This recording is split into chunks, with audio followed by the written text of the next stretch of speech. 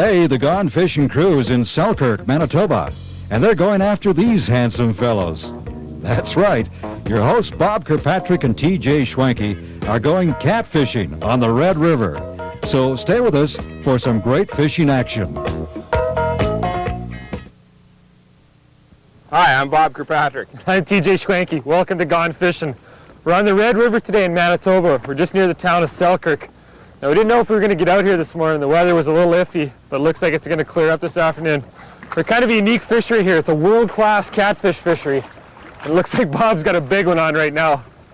Now, we've only been here 2 or 3 minutes. I've never fished for catfish before, and we've got legendary catfish guide Jim Hislop from Selkirk with us. And Jim, obviously you know your stuff because we've only been here a minute. Like I said, I've never done this before. I'm excited about it. I've heard so much about these big cats, and I've been invited here numerous times. This is the first time I've had the opportunity to come, and it sure didn't take long to get going. Now, this isn't one of the, there he is. This is one of the 35-pound monsters you've been telling us about, but it's a good start. I'm sure if we stick around all day, we're going to get some bigger fish. That's for sure, Bob. Well, that's a great start. That's your first Manitoba catfish, Bob. All right. I'm going to get him out of here, and we'll have a look at him. The hook over there. Nice thing about these barbless hooks, they come out easy. Well, I'm going to get this one back in the water right away and hopefully get a bigger one. Like I mentioned, we're on the Red River, and this is undoubtedly the best channel cat fishery in the world. You talk to anyone, anywhere, this is it. This is the place to be. If you want to catch a big catfish, this is where you come. If you want a good guide, this is the guy to get. Well, let's go get some of them big ones. All right.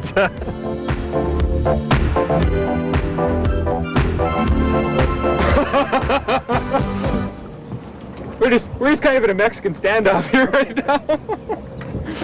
Oh, I wonder if you stole my fish. I had that one tapping on my line for 2 minutes. Well, this one's heading downriver to Selkirk. This one here chewed up the bait a little bit. He took all the good out of yours. I'm just gonna slip back there, Jim. Okay, get back here. This is a big fish. Unbelievably big.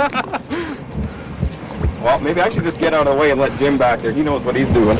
I'm gonna watch. I think it could be a while. You might be in for a long watch. Well, this is a good opportunity, maybe, for me to get some pictures. Like we said, we're almost right downtown Selkirk here. Starting to gain a little on him now. You're starting to swim upriver on it. Yeah. You take a couple strong runs there right at the beginning. Yeah. It's one thing, you gotta have some big, good, tough equipment for these fish because they're just bulldogs. Oh, they are. So I'm using a 7.5 foot flipping stick here. It's just like a broom handle, and you can see he's got about doubled over here. Oh, there he goes again. These level wind reels. I got 17-pound test line on here. He said you usually use about 17 or 20-pound test. 20-pound test will handle. I'll tell you right now, it's none too much. Oh. You don't want to catch too many of these in a day, do you? That'll give you a short arm sometime the day's over. Oh, this feels like a good one. Maybe trim that motor rate up, Mark. Gaining on a bit now.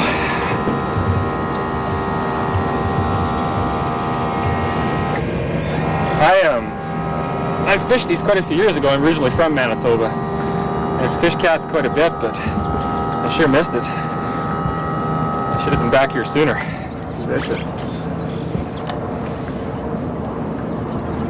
Well, there goes again.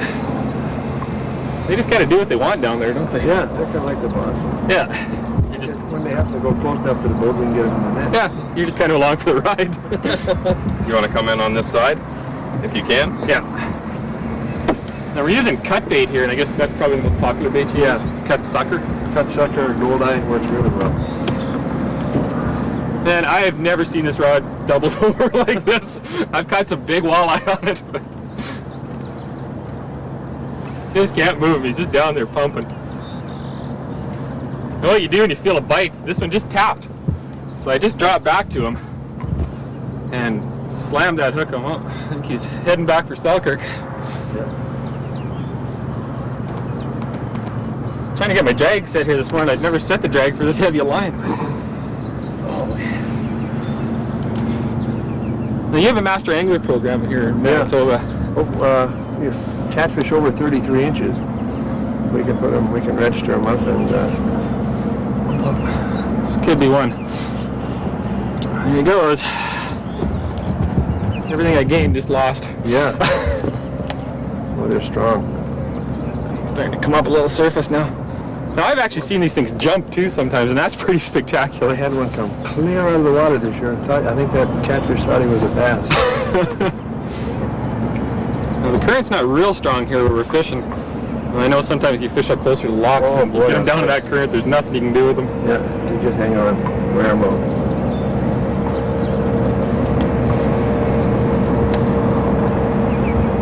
You've been guiding on the river how long? 15 years. Imagine you've seen a lot of big cats in your day. Oh yeah, biggest was 36 pounds I boated That was this year, was it? this year. Unbelievable. That's just about half a pound off the Manitoba record. Yeah, it is, yeah. Young kid from Omaha, Nebraska. Just blew him in. He's He going. got a big fish on it. Saw a big boil back there.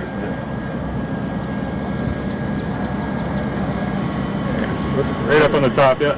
Yeah, ooh, big fish. A lot of power. Can't believe it. This current, like I said, there isn't much current here, but there's enough that they can use it to their advantage. Work it. You drooling yet, Bob? What's that? You drooling yet? I'm waiting. It was kind of bugging Bob. He had this one, probably the same fish tapping on his bait, and Jim told him he'd sucked all the good out of it, then he come over and nailed mine, so. I'll get my chance, I'm sure of that. You just gave him more strength with that little bit you fed him first. Starting to tire now. Ooh, you were the fish. Both. Think about big fish, there's no hurry to, oh yeah. Oh wow, that's a good one. There's no hurry to get them in. People fish all their lives to catch a big fish and then in a big rush to get them in, and they usually end up blowing it because of it. So just take your time. If he decides he wants to run like he's doing now, you just let him go. I think I've got him hooked pretty good, and if I try and horse him, undoubtedly I'm going to break him off, so. Well, this is the biggest cat I think I've caught.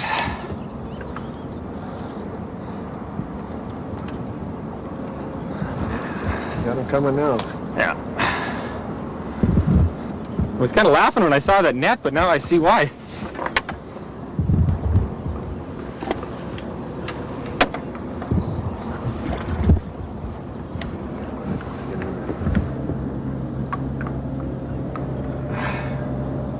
No, Bob.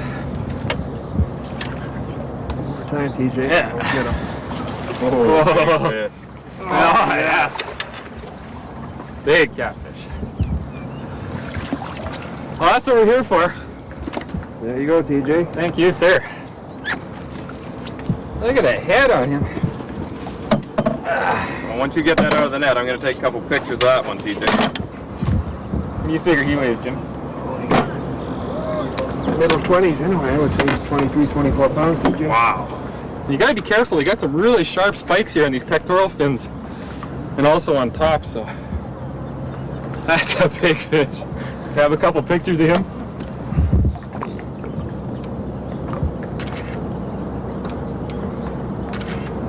A big grin. It's not hard. Show me the face on that guy. Get a yap there. Perfect. Okay, I'm just gonna get this big girl back in the water.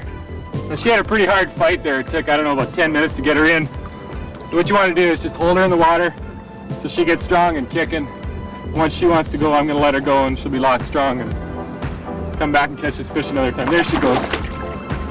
Unbelievable. That was great, Jim. Thanks a lot. Hey, congratulations. Thanks. My turn. The way that one hit, that was a strange hit, eh? Yeah, my line kept, rather than the line getting tight, it actually started getting loose. He was running upriver with it. Feels like quite a bit smaller fish.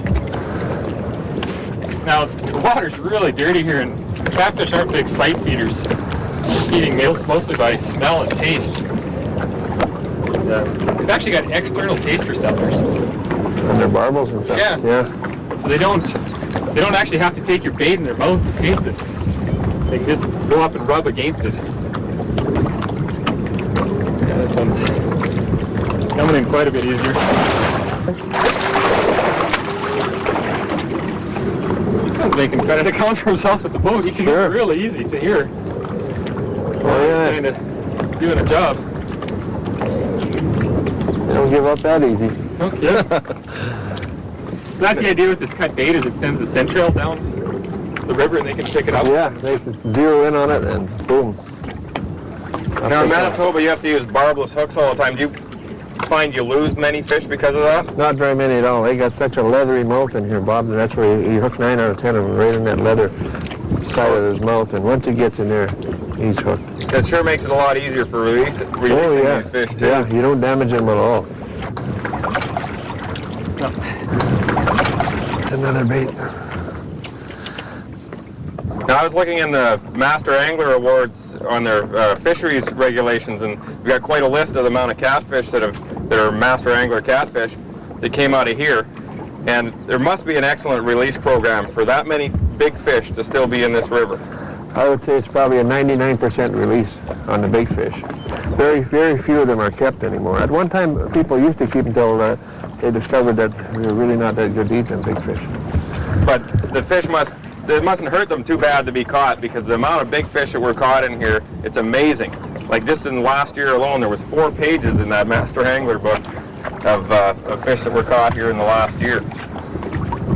I don't know, it said it was a smaller one, but it's still a nice fish. Not a mark on them. Beautiful fish. Beautiful. Beautiful shape. Now these fish, they're only up here a certain time of the year. They're starting to dwindle now. Earlier in the season, first part of May, to about the middle of May, it's just dynamite. Fish everywhere. Do they come up here to spawn? No, they come up here to feed, I believe, in the spring. They're getting ready to spawn now. Oh, are they? Yeah, they spawn later than walleye or northern. Well, the water's got to get up to about 70 degrees. Yeah. At least bath.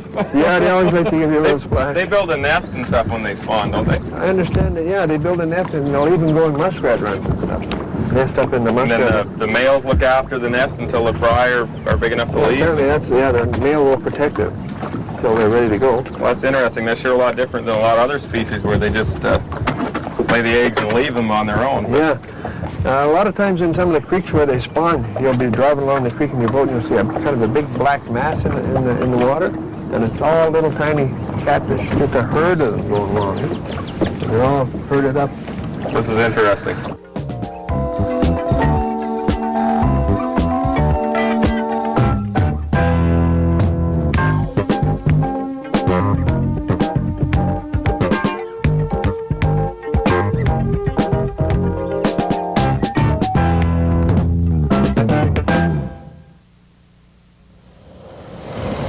They sure are powerful. Maybe he's just running upstream. It could be too. He gave a pretty good run when I first hooked him. Yeah. I think I've got a knot in here. If he runs too far, I think he's gone. Now we're just on the Red River here. We're just below the locks at Lockport. The water comes through here pretty fast. These cats get down in that current. They use it all to their advantage. Well, he's just holding there now. I can't move him. He's where he wants to be. Right below the boat now. There's not much you can do with these fish. When they decide to hold down there, you just got to wait it out. They will eventually tire. Yes, eventually being the key word. Yeah. Oh, there he goes again. I'm going to get out of your way here so Jim can get the net on him. Well, I don't know which way he's going to go, so he'll let you know. Take me from one side of the boat to the other. I'm going to grab a few pictures here.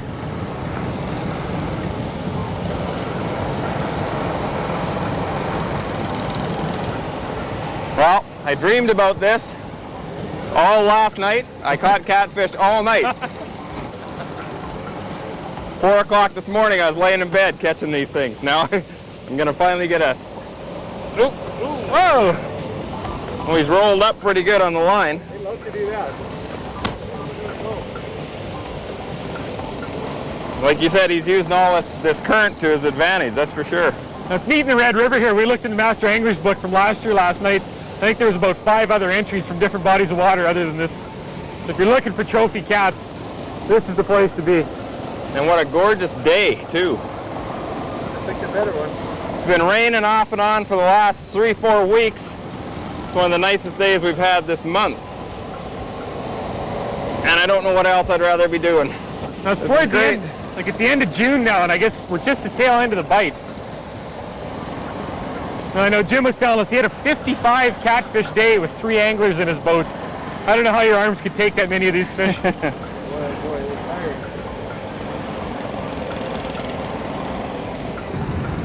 Not the prettiest fish you've ever seen, but unbelievable sporting qualities. All right. There, you untangled anyway. Yeah. It's a funny feeling sometimes. Yeah, I could feel him roll. I could feel him roll, and then that was his chance to get loose. He's not going to get loose now. All right. No. There you go, Bob. Great. Nice fish, Bob. He's sure white-colored one. Really, I like that. Yeah. I'm going to get that hook out of him right away. The nice thing about those barbless hooks, they just slip out so easy. No. Yeah. The Manitoba is completely barbless. You can't fish with a barbed hook here at all. How, Bobby? Well, let me get a good hold of. He's a slippery devil. Grab him by the tail.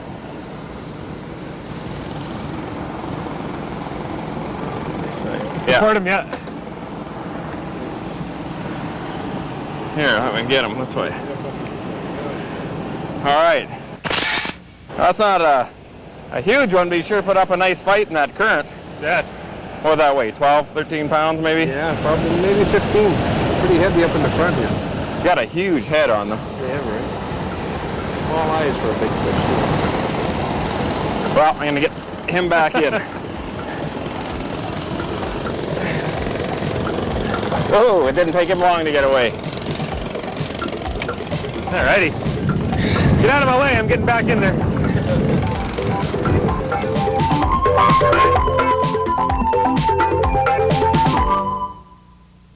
Well, Jim was trying something a little different here. He put on a big slip bobber.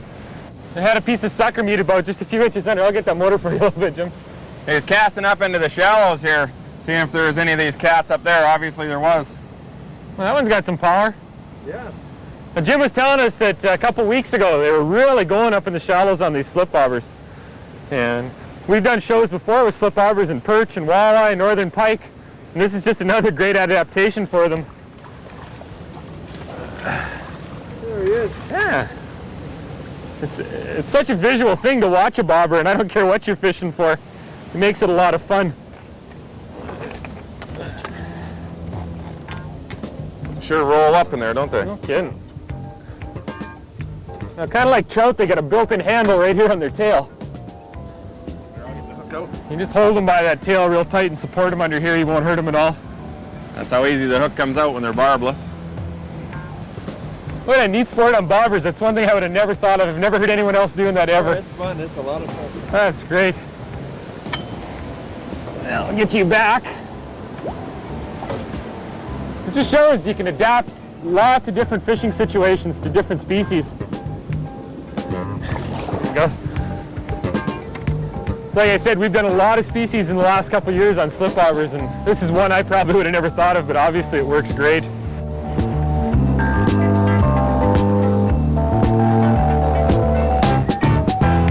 Looks like a better one, Bob. Well, we just had a shower come through. Yeah, it was. Got the rain pretty hard. Actually. Thinking about quitting and all of a sudden got a hit here. This feels like a pretty good fish. Oh, there we got him. Boy, they're chunky fish. That's a nice one. I've been lucky. I've fished these before several years ago, but I don't know why I haven't came back sooner. I sure miss it now. I know I'll be back again soon. Well, that's an open invitation anytime you want to come back. Oh, we appreciate it. This has been great. They're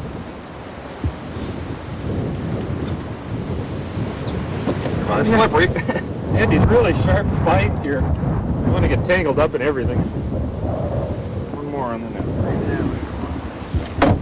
There. That's what we're here for. Barbless hook fell right out of them. Yeah, I pulled it out. It was just caught in the top there.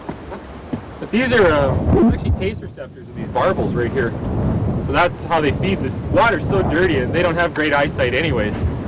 So they'll get up there and they can actually rub those barbels against your bait and taste it to see if it's real.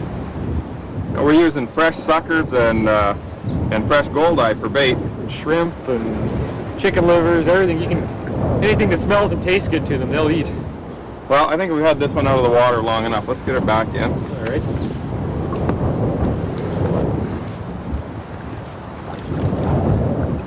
Just hold him here for a minute until he revives a little bit, put up a good fight.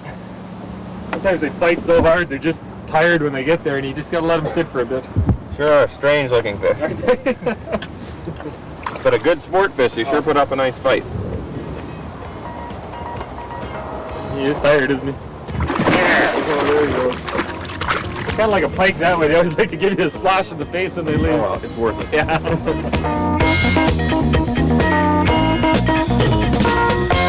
Now our guide and guest today was Jim Hislop from Selkirk, and he guides catfish on the Red River, and he's been doing it for about 15 years, so he knows quite a bit about it. And he's going to share some of his information with us, some of the techniques that we've been using today. Now, Jim, the first thing I notice is you don't have 10 tackle boxes in the boat. You can just about carry all this in your pocket, and that's sure different from the fishing that we've been used to. Yeah, it doesn't require a whole lot of terminal tackle to catch these big catfish, believe it or not. Actually, all you need is a good handful of egg sinkers, a good sturdy swivel, and a 3-aught wide bend style hook, which is barbless, of course. All fishing in Manitoba has to be barbless. And that's basically all you need to catch these big catfish, other than a good selection of cut baits. Now, one important thing that you'd mentioned is you have to make sure the hook point is through the skin. Always through the skin. They got very tough skin on them, and you got to make sure the scales are off the point of your hook. So running the hook point through the skin helps hold it on there, and the fish has got to work for it a He's little got to bit. really work to get it off of there, yeah. And if it was just through the meat, he could tear it off and you wouldn't get a hook set at all. Exactly right, yeah. And another popular bait we were using today was parts of small goldeye. Yeah, these are smaller goldeyes, and all you do is you basically cut them the same way. You take the head off and I would take this goldeye about in half to get a good sized piece of bait out of it. Now this must be some of the natural forage for these catfish too. Yeah, the goldeyes are. Yeah, they're up at Lockport feeding on these smaller goldeyes.